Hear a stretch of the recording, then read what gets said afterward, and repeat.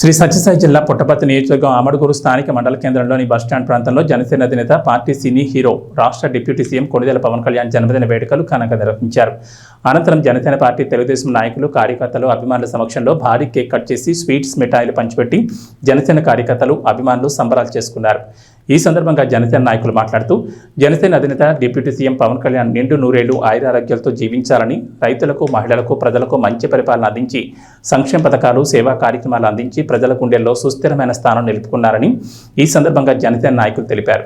ఈ కార్యక్రమంలో మండల convener Naresh, Tarun, Anji, power star, Mohan, Janasena నాయకులు తదితరులు పాల్గొన్నారు.